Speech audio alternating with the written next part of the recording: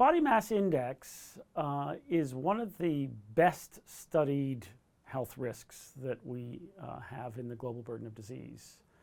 There is, through hundreds of cohort studies, some of them really quite large, like the CPRD study in the UK, that alone had like 30 million person years of observation. When you put all these studies together, we are 60 million plus person years of observation that tells us about the relationship between body mass index and the risk of some 30 plus diseases, cardiovascular diseases, diabetes, and a long list of cancers, some musculoskeletal disorders. And the relationship between BMI and a number of those disease outcomes is not only well studied, but extremely strong. So we have at IHME an approach called the burden of proof approach, which is a very sort of cautious interpretation of the evidence. And we star rate the strength of relationships. And a number of the relationships between BMI and health outcomes, like BMI and gout or BMI and diabetes, is a 4 or 5 star relationship. And then there's a long list of 3-star relationships that are very strong as well, such as colorectal cancer, ischemic heart disease, and many others. And then there's a list of other outcomes where the relationship seems present, but perhaps not as strong as those really overwhelmingly powerful relationships. So we know a lot about the relationship. We know that the risk is lowest for a BMI somewhere between about 22 and 25, and then starts to go up pretty steadily. And it's one of our better understood relationships overall in the global burden of disease.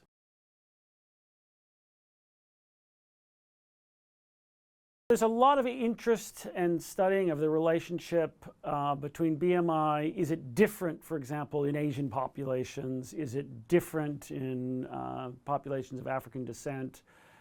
Is it different in different parts of perhaps Eastern Europe and the like? And from what we know, and our general rule is, do we see a statistically different relationship by race, ethnicity, or country of origin, that there are some outcomes. For example, BMI and postmenopausal breast cancer does appear to meet that criteria, that there's a different relationship in Asian populations versus non-Asian populations. But when we look at the relationship for cardiovascular disease, for some of the major, larger cancers, so far we don't see a statistically different relationship.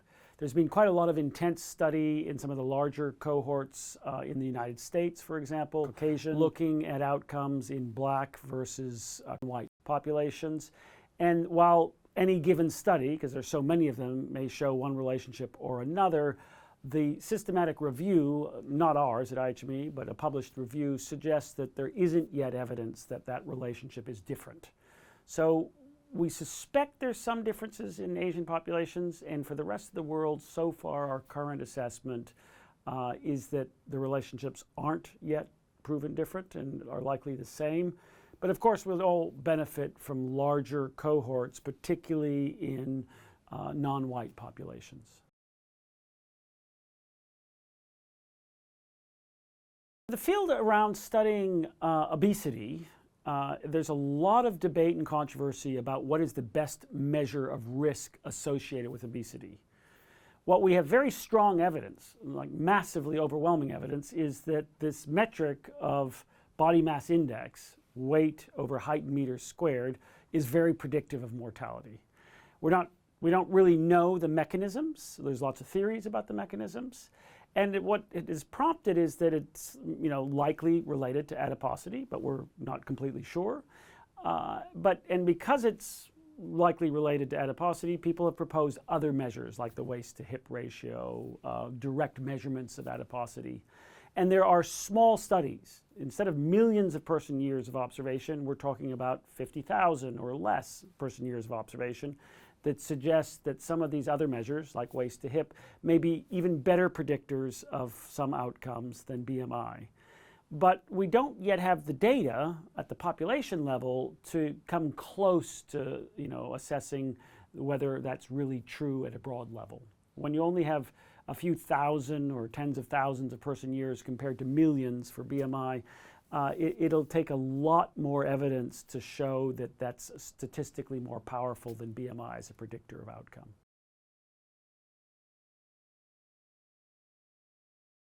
Going back to a very discussed paper by Catherine Flegel and colleagues from the National Center for Health Statistics, now almost a decade and a half ago or more, was this notion that maybe people that are overweight or even in the first category of obese, above a BMI above 30, might actually be at lower risk. And at the heart of this controversy is this question of what's called the washout period. So when you get sick, let's say cancer, before you're diagnosed, you often lose weight.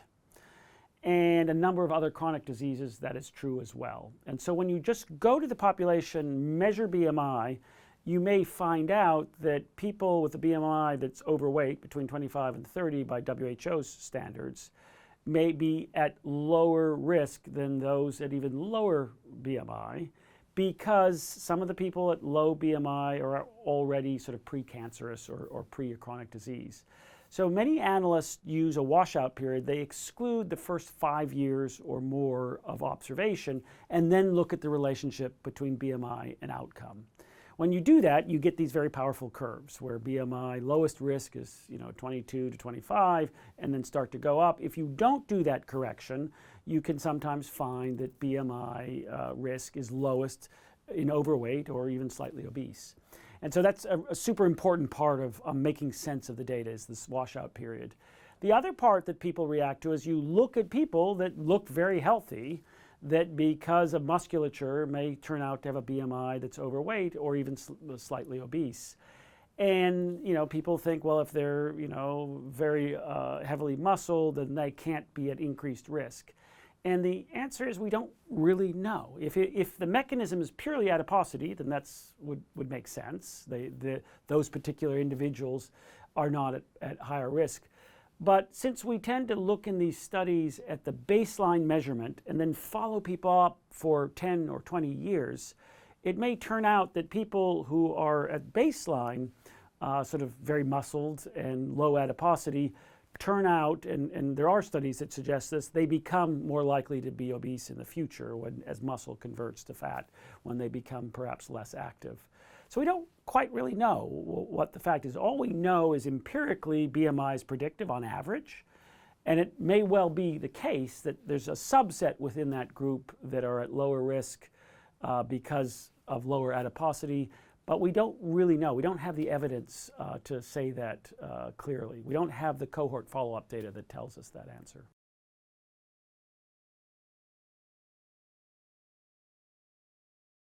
We know that BMI is a huge risk. We know that it's getting worse. Of the big risks in the world, like tobacco, which is huge but going down, BMI is huge but going up, and it's going up pretty much everywhere in the world. We have not a single population in the world where we have a statistically significant reduction in obesity or mean BMI that we've observed in the last 30 years.